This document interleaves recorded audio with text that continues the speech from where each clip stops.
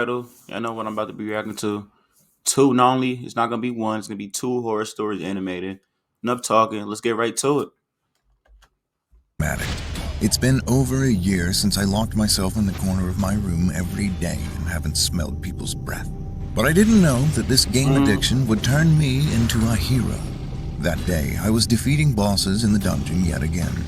Bow your head before my champions, or I'll crack your skull wide open. His I voice was deep as playing the hell. game Like, happily kid. for a while, but suddenly I heard my mom yelling from the first floor. Mom? I muttered to myself while playing the game. I clearly told you not to bug me when I'm slaying a dragon. Then I heard the sound of a window breaking and my mother screaming. I was shocked. It was clear that something had So what y'all happened. doing at that moment, bro? Man, at the same, that's your mom though. I'm running right out there. God forbid. I'm checking what it is. I'm not gonna afford to try to call the cops. Like I'm running it. I'm running.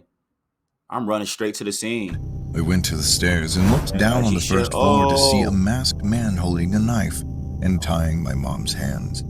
My blood boiled, but I quietly went back into my room. I never thought I would be using you for something like this. In my room was the Stag Knight's armor. I had spent all my money to custom make it to the highest standards. I put on that armor, grabbed the huge shield and axe, and went down the stairs.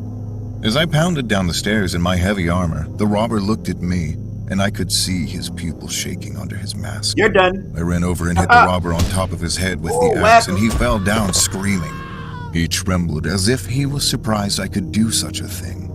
Of course, it wasn't a real axe, but it was so heavy and hard that it was a legitimate weapon. He tried to stab me with his knife, but it was useless against my armor. Okay. I shouted the name of a skill and hit the top of his head with an axe again, causing him to pass out. I then called the police and they arrested him when they arrived. From then on, my mom loved that I played this game, and I became a hero. Download Raid Shadow Legends through the link and enter the promo code JTSKIN for a chance to get the best epic champions in a free starter pack. W Sun in the chat, y'all. W Sun. You just gotta what's the name? That's just God right there. Because what if he had the game, like what if he had headphones in while he's playing a game, or what if while he was playing a game it was like so loud like that he didn't hear his mom screaming. Like it all could happen in a matter of seconds. Like his mom could have lost her life, God forbid. I just thank God that he was able to run out on time, run back in his room, get his armor, you feel me, and defend his mom, defend himself and his mom, defend the whole household. You feel me? He did what he was supposed to do, what he had to do. I used to enjoy mountain climbing as a hobby, but now, when I hear the word mountain, I shudder. About 6 years ago, I was hiking as usual and came across a cave. There were bones in the cave. I didn't know whether they were from animals or people, and I was chilled to the bone when I saw them. I walked into the cave to get a closer look at the bones. To my surprise, a strange figure, like a small human, was crouching in the cave. I shouted in surprise. You see a trail of bones, you gonna follow it? Like, the moment I see a trail of bones, bro, I'm walking the opposite way. I'm gone. I'm not taking no chance. Gosh, what are you doing here in this dark cave without light? But it did not move an inch, like a statue. I moved closer. It looked like the back of a very small child sitting crouched. I approached and said to it, Ew. Hey kiddo, this is pretty dangerous. Oh! However, when I looked at its body up close, I realized it was made of thin, wood-like bones. It then turned its head quickly, and I could see several large, insect-like eyes on its face, and dozens of saw-like teeth in its mouth. Then its mouth doubled and unfolded, suddenly spitting out strange liquid toward me. I felt an enormous pain as the liquid got on my face and body. I tried to wipe it off, but it was stuck hard, like glue, and I couldn't make it come off, no matter how hard I tried. I attempted to run away, but it grabbed my thighs with its legs. Its feet felt like scissors, and the tips were sharp like knives. Its feet pressed against my skin with tremendous pressure, and it began to tear my skin. I screamed, ripped its legs off, and ran away desperately. It rushed to chase me, jumping to heights. I ran for quite a long time, You better and when I keep running. finally got out of the cave and turned around, it didn't go out of the cave, it went right back into it. I called the police and explained exactly what I saw, but they didn't believe me. They told me that I had just seen something wrong. I was so angry, but I couldn't help it. I looked at my face and body in the mirror when I got home. My skin was covered with red scars in a thick and clear liquid, and the skin on my thighs was seriously torn with bloody gashes. I called my Uncle Jake, a tough guy who had been hunting for a long time. I told him what I had seen and asked him to capture it. Then he said, I don't know what that is, but I don't forgive the bastard who dared to spit on my nephew's He hiring a face. hitman. I'll catch it for you. Prepare some barbecue to grill him hot.